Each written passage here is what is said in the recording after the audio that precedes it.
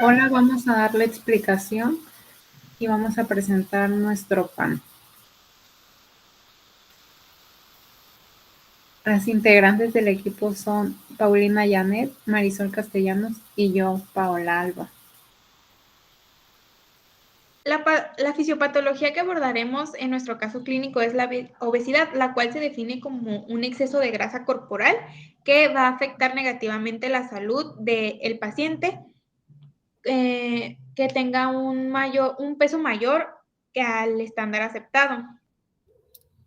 La obesidad mórbida se define con un IMC de 40 o superior a un IMC de 35. Y bueno, en epidemiología tenemos que la FAO comentó que más del 58% de la población latinoamericana vive con obesidad o sobrepeso, dejando a México en uno de los principales lugares, con alrededor de 64% de tasa de prevalencia. Y la ENSANUD de 2018 informó que el 36.1% de la población nacional sufre de obesidad, de las cuales el 40.2% son mujeres, y estos son pues como los datos mayores. Dentro de la etiología de la patología, pues bueno, encontramos que es una causa multifactorial, ya que se debe a factores tanto genéticos de la familia, fisiológicos, metabólicos, bioquímicos, psicosociales y también, más importante, en un desequilibrio energético. Todos estos factores pueden contribuir de una manera, ya sea que exista uno o varios, en combinación, en el desequilibrio también de la ingestión energética y el gasto de energía, que favorece esto a la acumulación de grasa.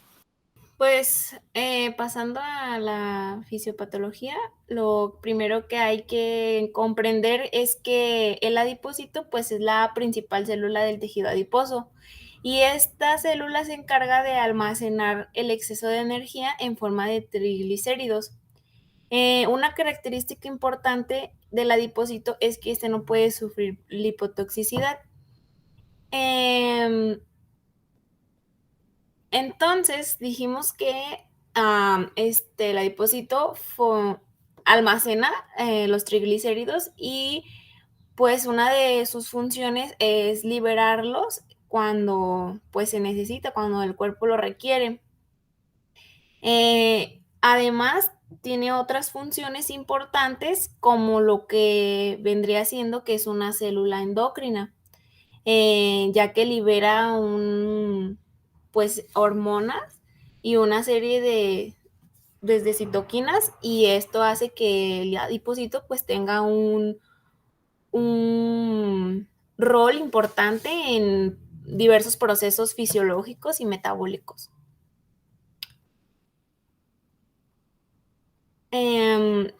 Como ya les había comentado,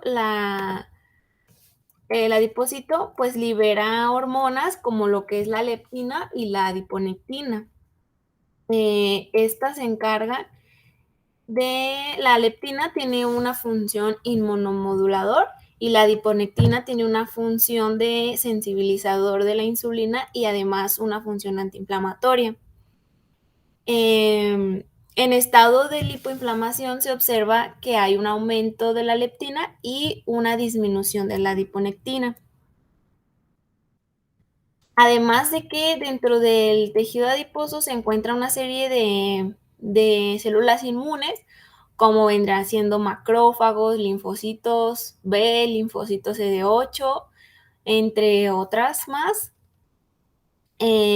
Cuando hay lo que sucede en la obesidad es que ocurren dos fenómenos que es la hipertrofia y la hiperplasia del tejido adiposo. Esto quiere decir que el tejido primero se hace grande y pues es una célula precursora a crear más células adiposas. Eso es lo que llamamos la hiperplasia del adipocito. O sea, hay adipocitos grandes y en muchas cantidades.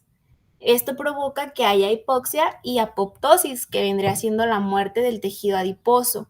lo que provoca que se incremente la inflamación y primero sea local y después progrese a una inflamación sistémica, debido pues a la gran presencia de células inmunes y de, pues como ya comentábamos, a la secreción de citoquinas. Eh, todo este pues, proceso inflamatorio provoca que haya una resistencia a la insulina y lo genera comúnmente, pues, o hay mucha presencia de enfermedades crónico-degenerativas, como vendría siendo pues la diabetes. Cuando el tejido adiposo se hipertrofia, se acumula mayormente en la parte central o en la parte visceral. Y aquí es donde el individuo tiene un perfil de alto riesgo para contraer pues sí, un evento cardiovascular. Y cuando hay hiperplasia, que le decía que era un aumento de cantidad, o sea que hay muchos, el acúmulo de adipocitos es más común en la periferia o subcutáneo. Y pues este acúmulo no es menos riesgoso de tener un evento cardiovascular. Ay. Aquí está en esta imagen, como podemos ver, un resumen de lo que les acabo de decir, pues que primero, gracias a los factores genéticos, a los factores ambientales, pues hay una hiperplasia del adipocito o también una hipertrofia, y ahí es donde ocurre pues primero que hay una menor sensibilidad a la insulina, hay un mayor estrés de las citoquinas, hay toxinas intracelulares, hay una mayor especies reactivas de oxígeno, hay una mayor autofagia, hay más presencia de adipoquinas inflamatorias, ocurre una mayor hipoxia y pues la apoptosis, lo que provoca pues la inflamación del tejido adiposo, que haya señales adversas a todo el sistema a partir o desde del tejido adiposo y haya daño tisular secundario a todas estas señales. Hay una mayor lipólisis basal, mayor grasa ectópica y pues una mayor lipotoxicidad concomitante. Como criterio diagnóstico, pues primero tenemos que calcular lo que es el índice de masa corporal y dependiendo de esto es cómo se diagnostica la obesidad. Tenemos 3 tipos de obesidad, de grado 1, grado 2 o grado 3 y pues el valor del IMC para considerar la obesidad es mayor a 30. Hay distintas fuentes que diagnostican dependiendo del IMC, pero la mayoría pues sí se basa en un valor mayor a 30. Bien, ahora dentro del tratamiento, hablando por parte del médico, hay 2 tipos, que son los fármacos y los quirúrgicos. En fármacos encontramos al Orlistan, que bueno, que este va a actuar bloqueando la parte de la grasa que se come, impidiendo su absorción, la locarcerina, que esta va a actuar sobre los receptores de serotonina en el cerebro y esto puede ayudar a comer menos y a sentirse saciado tras la ingesta de menores cantidades de alimentos. Y la fentermina topiramato, que esta es una combinación de 2 fármacos, una que suprime el apetito y reduce el deseo de comer, y el topiramato, que es utilizado para el tratamiento de crisis convulsivas también, que esta puede favorecer la sensación de saciedad y hacer que los alimentos sepan menos apetecibles. Y encontramos a los quirúrgicos, que es la derivación gástrica ajustable, la manga gástrica y derivación gástrica en Y tipo Rhodes. Bueno, la cirugía bariátrica es la que se lleva a cabo con una suma de técnicas que tienen como propósito la creación de un reservorio gástrico de pequeño tamaño. sobre el cual se realiza una anastomía yeyunoctonal en forma de Y de Rose. Esta sería el bypass. Y es una cirugía que generalmente se realiza a personas que tienen un IMC elevado o una obesidad mórbida, ya sea entre un IMC mayor de 40 o incluso con pacientes que tengan un IMC de 35 a 39.9 que tengan algún problema relacionado con el peso. Por ejemplo, puede ser diabetes o diabetes tipo 2 o presión arterial alta. El propósito de la cirugía, aparte de reducir el tamaño del estómago, es conseguir una ingesta de alimentos menor a la que se tenía habitualmente y es también para evitar el duodeno, ya que ahí se absorben los carbohidratos y los lípidos, entonces con esto se tendrá una menor cantidad de absorción de estos, provocando así una pérdida de peso mayor. Y bueno, a esta cirugía se le puede llamar restrictiva y malabsortiva, ya que, pues así como pues disminuye el consumo de los alimentos, siendo restrictiva, pues es malabsortiva por el hecho de que se cruza el duodeno. Y esta es una de las cirugías bariátricas que se prefieren para bajar de peso más rápido, ya que se tiene alrededor del 32% de pérdida de peso al año. Y sus diferencias con otras cirugías, pues es que... ¿Le puedes bajar a la imagen, por favor? Pues aquí en esta imagen se puede ver más claro cómo es el estómago sin una cirugía y bueno, para diferenciar el bypass de otras cirugías es, por ejemplo, la banda gástrica, nada más se coloca una banda que es pues como reversible o ajustable, se puede quitar en el momento que se desee y pues nada más esta cirugía sería restrictiva ya que solamente se va a disminuir la cantidad de alimento que se ingiere. Y la manga gástrica, que es la que tenemos al otro lado, en esta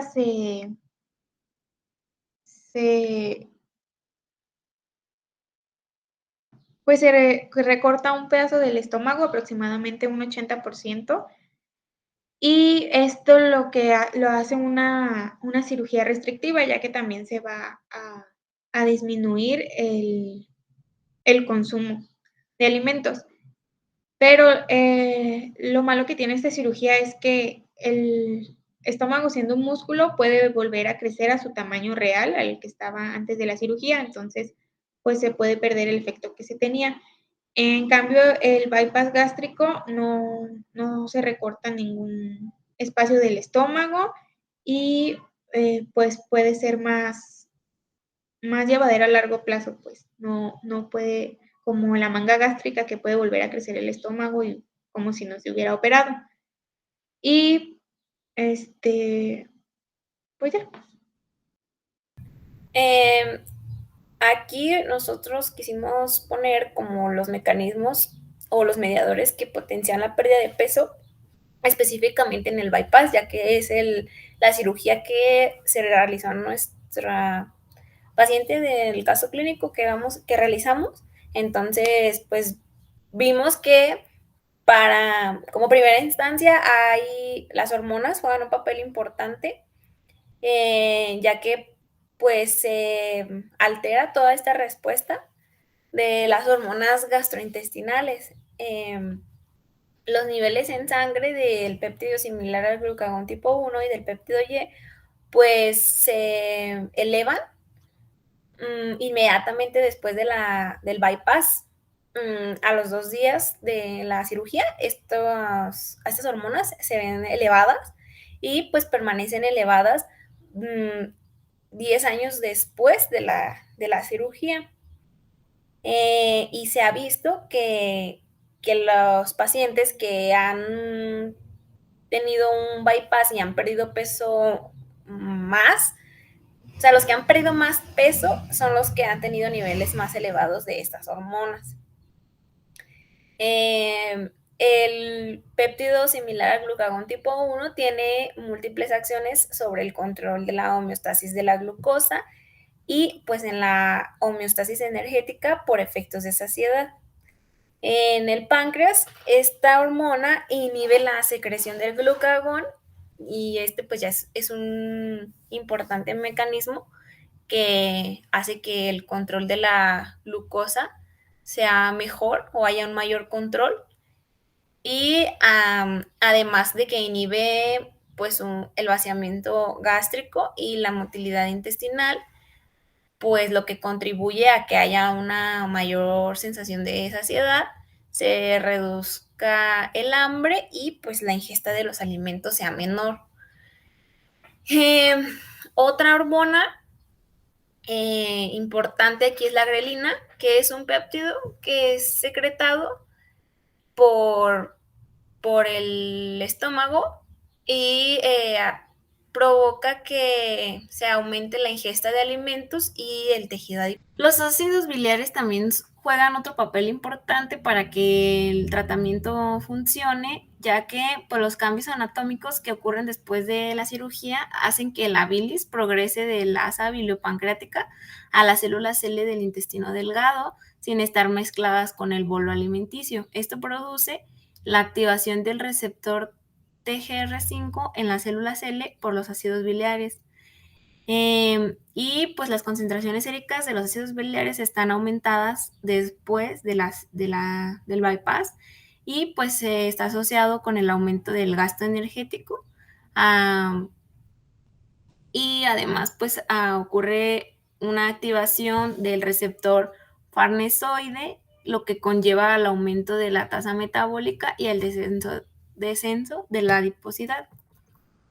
El sistema nervioso autónomo también pues ayuda, ya que pues las aferencias vagales del estómago y de la mucosa del duodeno son sensibles al estiramiento mecánico y pues detectan el volumen de la comida ingerida.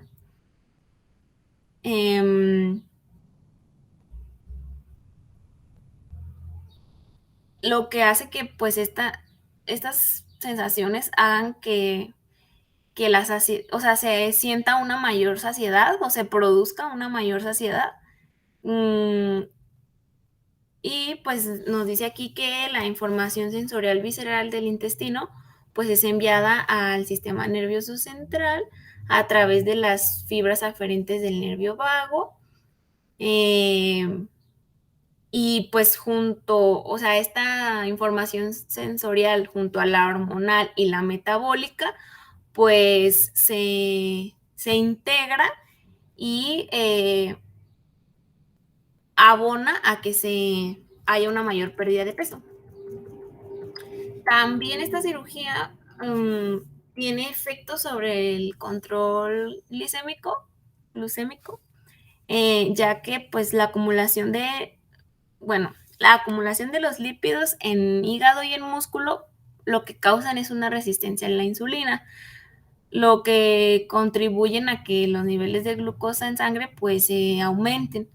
Y se ha visto que en ciertos estudios que hay una disminución de los lípidos pues en el hígado y en el músculo, lo que provoca pues que haya una menor cantidad de glucosa en el organismo.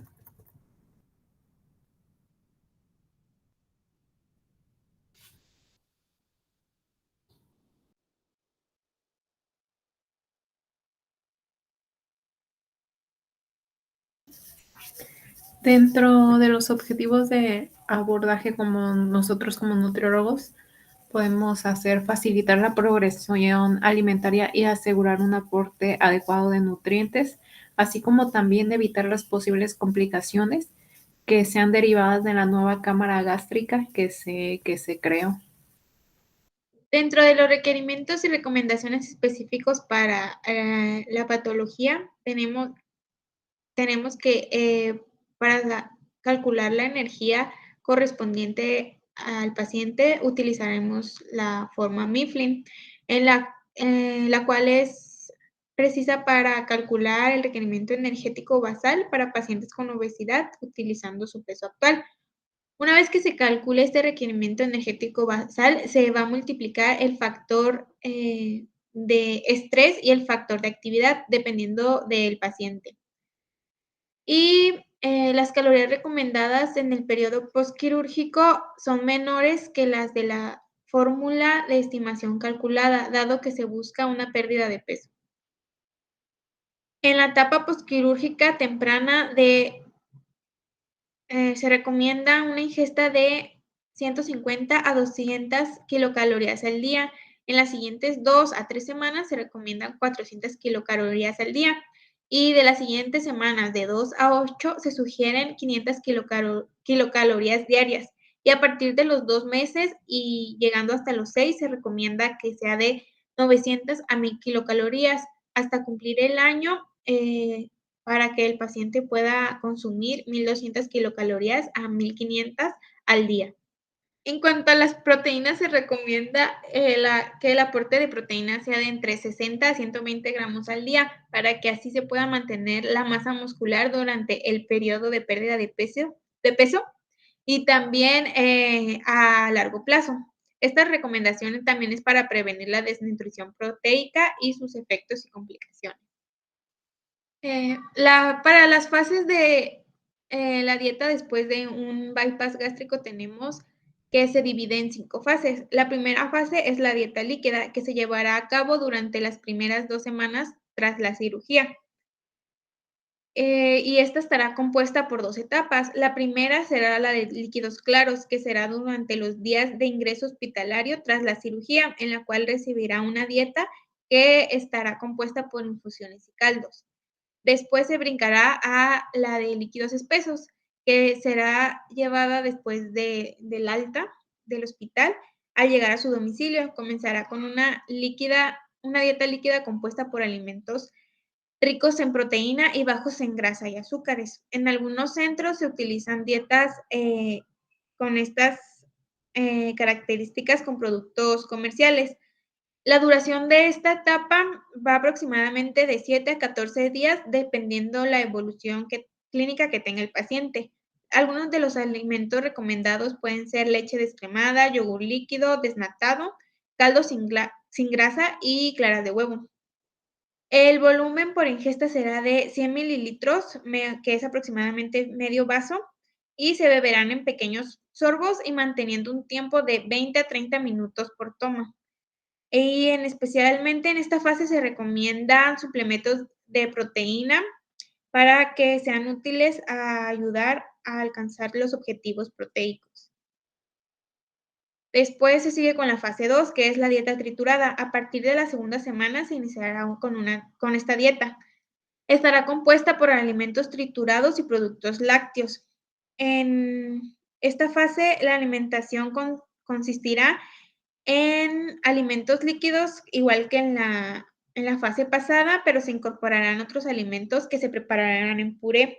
Para su elaboración, los ingredientes deben ser hervidos con poco caldo o agua y posteriormente se batirán añadiendo caldo para conseguir la textura de un puré fino y homogéneo. Y se puede utilizar aceite que sea de preferencia virgen, que diga, ay no, le voy a cortar ahí. Se puede utilizar aceite de oliva que sea extra virgen, aproximadamente de 1 a 2 cucharaditas al día. Y pues esta dieta se pueden hacer los purés con algunas recomendaciones de vegetales, son patata, zanahoria, calabacín, nabo, puerro, y estos deben de ser pelados. A este puré se le añadirá proteína, es como la recomendación para llegar a los niveles de proteína que se necesitan. Y los alimentos de origen animal que se recomiendan para comenzar con esta dieta son las claras de huevo. Y si se tolera durante 4 a 5 días, se seguirán con pescados blancos, como merluza, gallo o lenguado. Y tras soportarlo 4 o 5 días, se incorporarán purés de carne como pollo o de pavo o pechuga magra, así como huevo.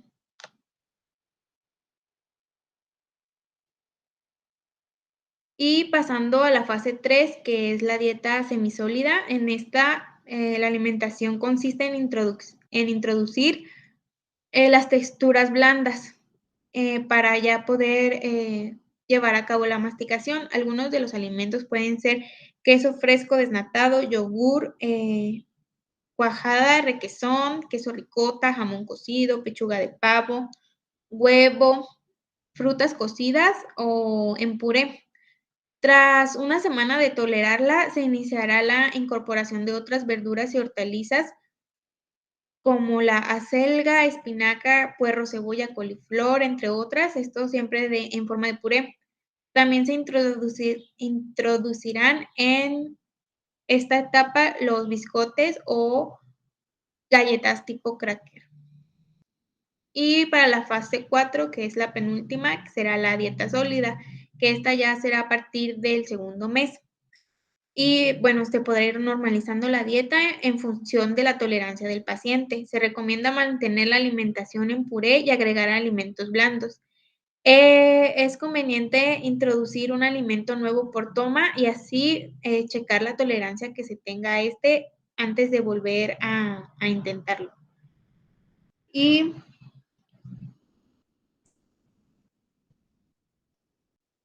coincidiendo con la introducción de alimentos sólidos blandos a su dieta, se debe asegurar que se coma despacio y se mastique muy bien, evitando comer y beber al mismo tiempo.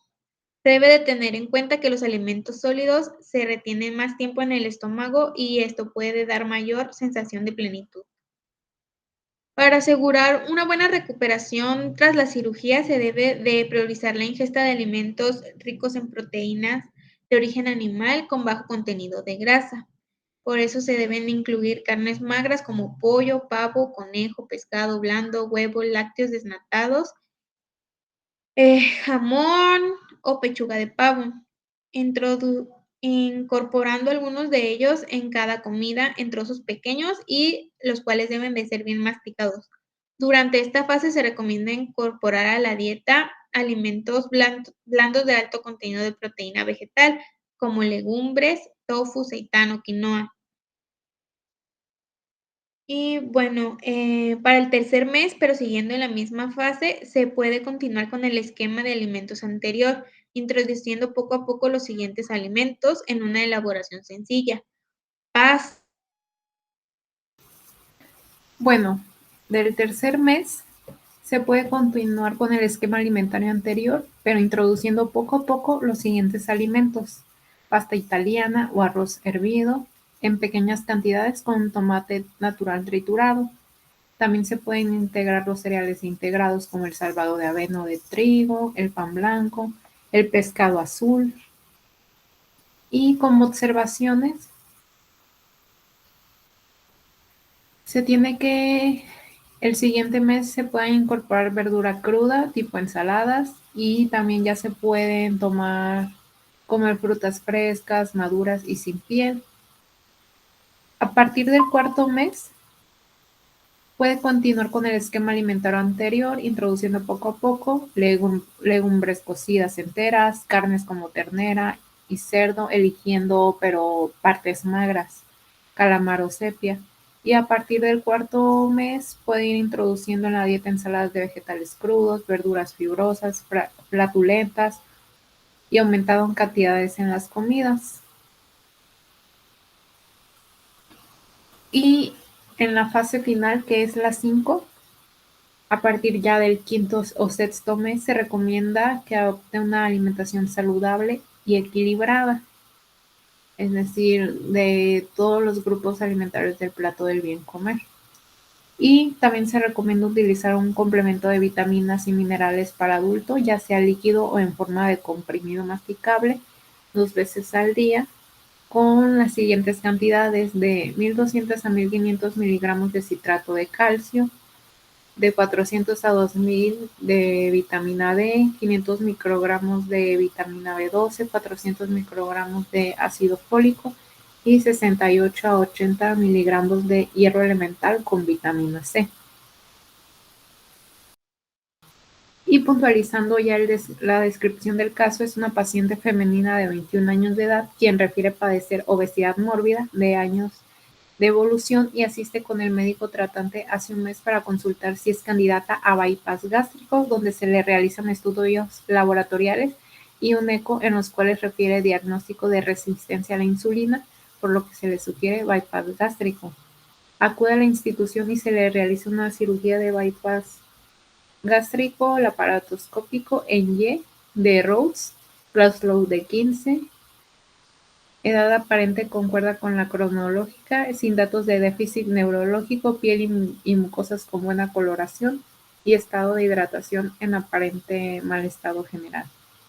Antecedentes: resistencia a la insulina, intolerancia a la lactosa, medicamentos metformina 800 miligramos, actividad física, realiza zumba 1 hora, 5 días a la semana. En la exploración física tenemos que pesa 116.800 kilogramos, mide 1.64 metros y su IMC corresponde a 43 kilogramos sobre metros cuadrados.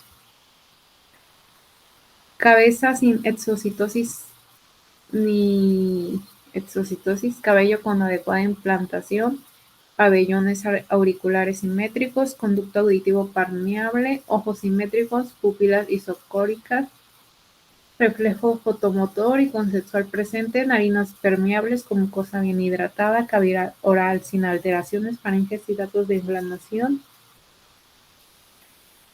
cuello cilíndrico, móvil, no doloroso,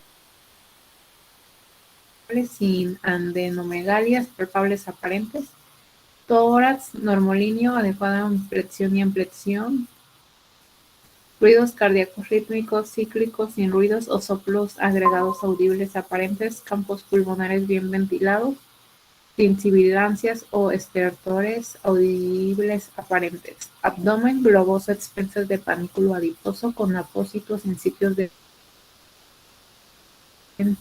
Saratoga de dolorosa la palpación, ruidos adecuados en intensidad y frecuencia, sin pánico a la percusión, sin datos de irritación peritoneal. Las extremidades íntegras, simétricas, eutróficos, llenado de capilar inmediato, pulsos distales presentes, normoreflexia, genitales fenotípicamente femeninos y el paciente refiere falta de apetito. Los tratamientos del hospital fueron dieta, ayuno, soluciones, salina al 0.9%, para 8 horas, solución glucosada 5% para 8 horas, medicamentos, omeprazol, ketorolaco, cefalotina, metoclopramida, ordancetrón, para náusea muy intensa. Aquí podemos observar la frecuencia de alimentos. En la cantidad son de frutas 7 días a la semana, verduras 7, cereales y huevo 2 días a la semana, proteínas 7 días a la semana, quesos 2 días a la semana, frutos secos 7 días a la semana, leguminosas 1 día a la semana y lácteos consumo light. En la alimentación antes de la operación fue ayuno y después de la operación té de manzanilla, gelatinas, jugo de manzana, té de manzanilla, gelatinas, jugo de manzana, lo mismo en la cena. Y bueno, ahora vamos a pasar con la evaluación antropométrica, repitiendo el peso, un peso excesivo y su IMC obesidad en grado 3. En el análisis del recordatorio de 24 horas podemos encontrar muchas insuficiencias tanto de proteínas como lípidos, hidratos de carbono y fibra. Los porcentajes desequilibrados en vitaminas todas insuficientes, en los minerales también todos insuficientes. Analizando la frecuencia de alimentos, encontramos que hay insuficiencia tanto en cereales como en huevo, en quesos, en leguminosas. Y ahora vamos a pasar con la evaluación clínica, repitiendo los datos que todos se encuentran en normal. En la historia del paciente serán los antecedentes personales ya mencionados, que es una paciente de 21 años, femenina, estudiante de universidad, los tratamientos. El importante aquí es el bypass gástrico, antecedentes relacionados con alimentos y nutrición, ingestión energética de 228 kilocalorías hace 3 tiempos, tiene deficiencias de proteína, de hidratos de carbono, de fibra, insuficiencias de vitaminas, minerales, en actividad física 5 veces a la semana, 1 hora, medidas antropométricas, pues ya repitiendo los datos. La información bioquímica no se solicitó a su ingreso.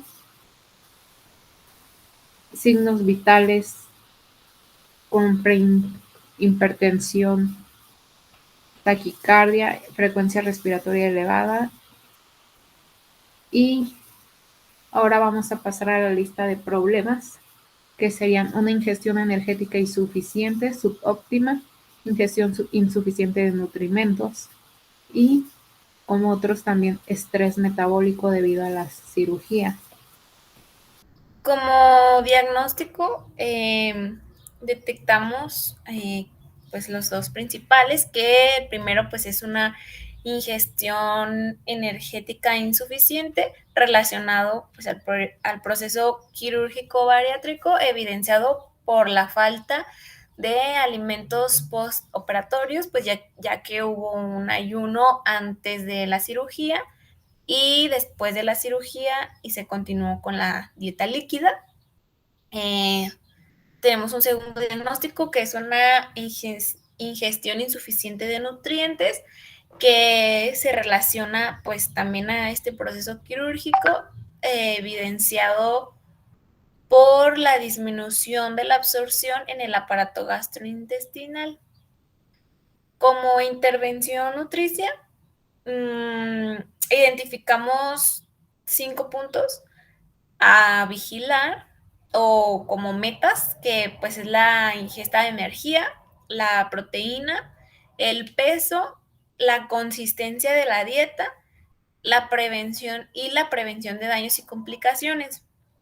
Como prescripción ya del menú y de las calorías, vamos a empezar con una ingesta de 600 kilocalorías y cuidando el aporte de proteínas, que sea de 55 gramos. Cabe mencionar y recordar, bueno, ahorita lo vamos a ver aquí en las metas, que solamente que no se está cubriendo la totalidad de las calorías ideales ni de las proteínas, sino que vamos a tratar de cubrir un porcentaje, debido a que se debe de llevar una dieta escalonada, como ya lo mencionamos en la teoría. Se debe de ir a tolerancia y como terapia médica, pues ir viendo que las consistencias de los alimentos sean tolerados por la paciente. Entonces, como primera instancia, vamos a recurrir a que sean 600 kilocalorías y asegurar esos 55 gramos de proteína, y conforme pase el tiempo vamos a ir avanzando hasta alcanzar lo que es el ideal.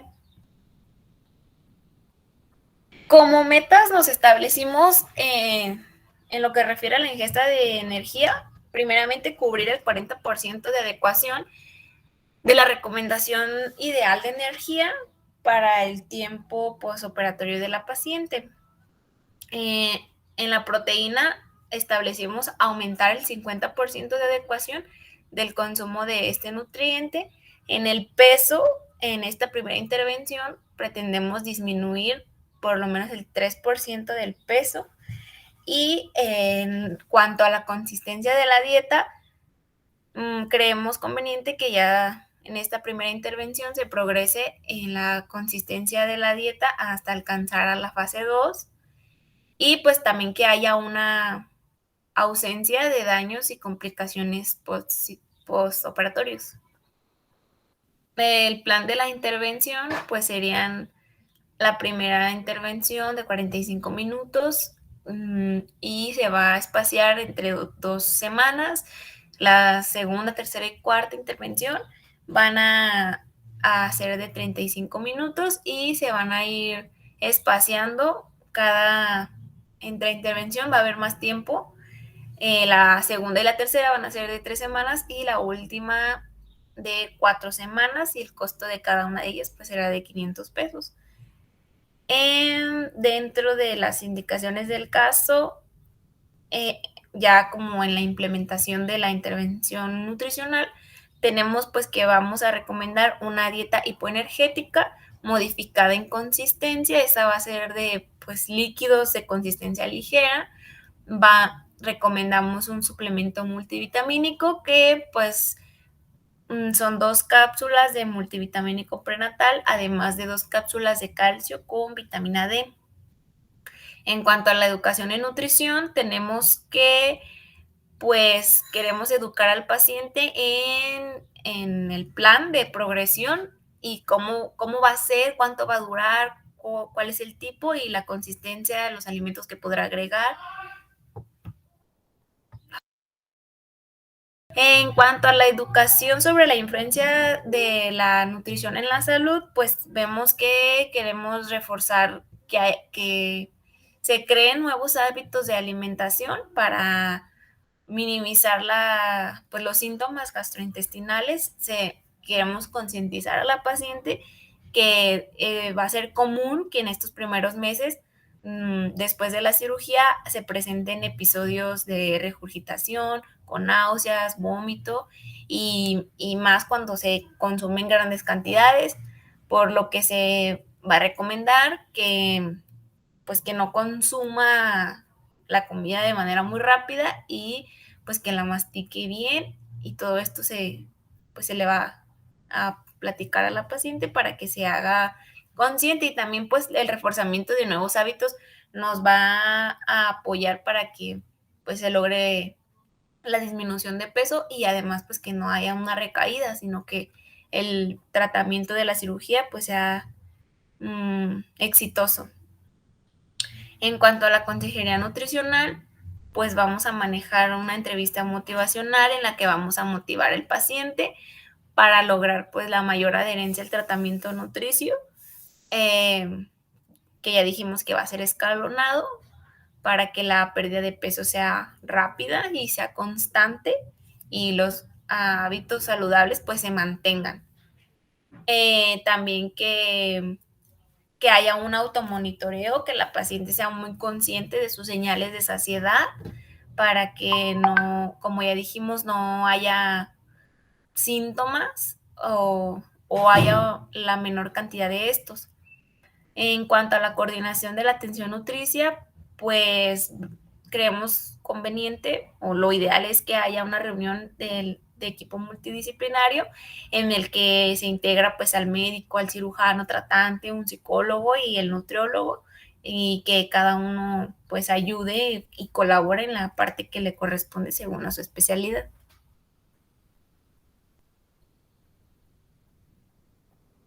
Este es nuestro plan de monitoreo, que vemos, o sea, primero establecemos la meta, como ya les había comentado, es cubrir un 40% de adecuación. Los resultados esperados, pues, es que haya tolerancia de los alimentos para poder alcanzar el valor ideal de energía, que es de 1500 calorías. En la segunda meta, que es aumentar el 40% de adecuación en el consumo de proteína, el resultado que se espera es que pues se haya logrado consumir este aporte proteico, que haya una tolerancia del suplemento proteínico y que el valor ideal o el valor que pretendemos alcanzar es de 110 gramos de proteína, que es el 35% de las calorías correspondientes de la energía total. En cuanto al peso, pues lo que se pretende es que haya una pérdida de peso exitosa y sostenida hasta alcanzar los 72.5 kilogramos. En cuanto a los daños y complicaciones, pues lo que se espera es que no haya daños ni por deficiencias de nutrimentos ni ninguna complicación postoperatoria. Y pues el valor ideal es que esto se mantenga, ¿no? Que no haya ningún síntoma relacionado ni a la alimentación ni nada, y que los laboratoriales pues se mantengan en unos valores normales. En cuanto a la consistencia de la dieta, pues vemos que lo que se pretende es que se progrese en la consistencia de la dieta para poder avanzar en las fases. Como primera instancia, pues lo que queremos lograr es alcanzar la fase 2, pero como valor ideal, pues es alcanzar una dieta totalmente equilibrada.